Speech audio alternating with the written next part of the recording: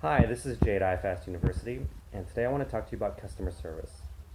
So one thing that happened over this weekend was that our intern texted me, and he asked me, "Do I have to be there at 7:30 tomorrow?" And he was asking what time he would need to be there at our seminar. And so I responded to that text, and then later, when I saw him in person, what I told him was, "Look, when you phrase the question, 'Do I have to be there at 7:30?' it makes it sound like you're trying to do the bare minimum. And there's lots of other ways that you could present yourself in that question, right? You could say things like, what can I do to help tomorrow? Or what time can I be there to help out tomorrow? And you'll get the same information, but the impression that you'll give off is completely different. And so just thinking about the impression that we give to our clients or to our athletes or um, to our bosses. So a lot of you own your own businesses and you are the boss, but a lot of you out there are coaches or trainers who are hired at a facility. And so if you want to advance your career, I think it's advantageous for you to figure out how to present yourself as an enthusiastic, loyal, eager, um, very eager to help kind of person, right? And the impressions that we give off are sometimes not the same impressions that we think we have of ourselves. So, one interesting twist to this story is that when I confronted the intern about this, he started defending himself. And he said, I don't think I said that. I think I said, do I need to be there at 7:30? Which is kind of the same thing as do I have to be there, but it's a little bit different, right? Because I guess you could say, do I need to be there is a little more neutral. It's asking for um, like objective information. Um, and sure enough, when I went back and checked the message, he had in fact said that. But when I was having this conversation with this intern, I was having none of it. And I was so convinced that he had said, do I have to be there?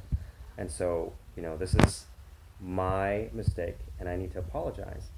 But the lesson I think there is that I had a negative impression of that interaction with this intern. And that impression was based on a mistaken memory on my end. But as far as the business side of things is concerned, that's all that matters, right?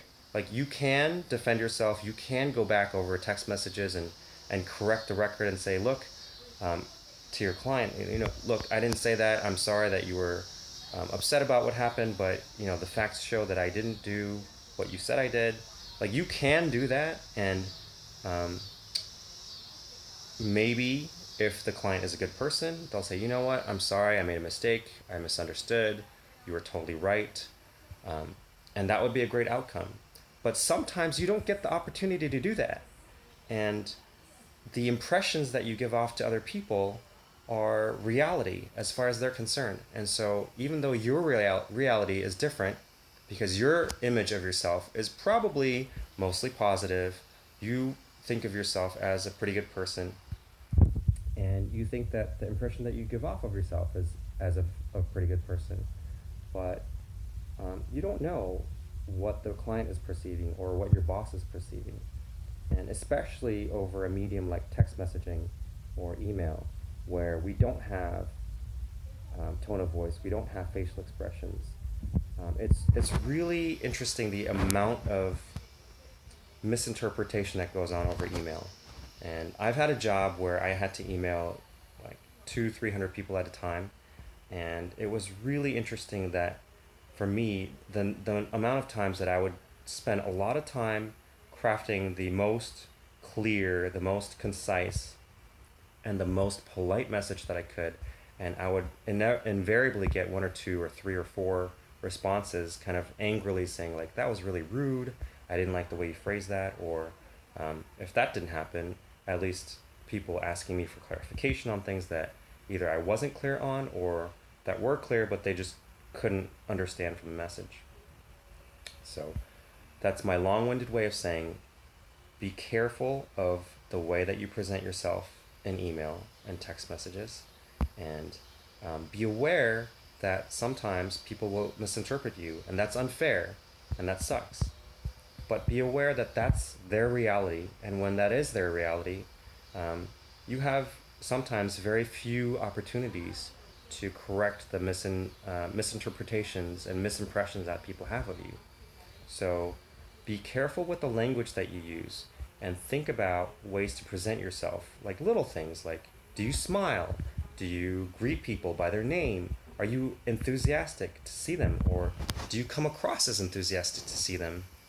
And just little things like that. Like, how fast do you walk when you are setting up, when you're going to the barbell to set up an exercise for them?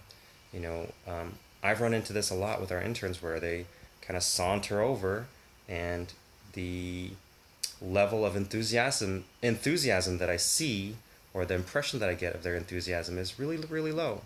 So tiny things like that can add up to a big impression.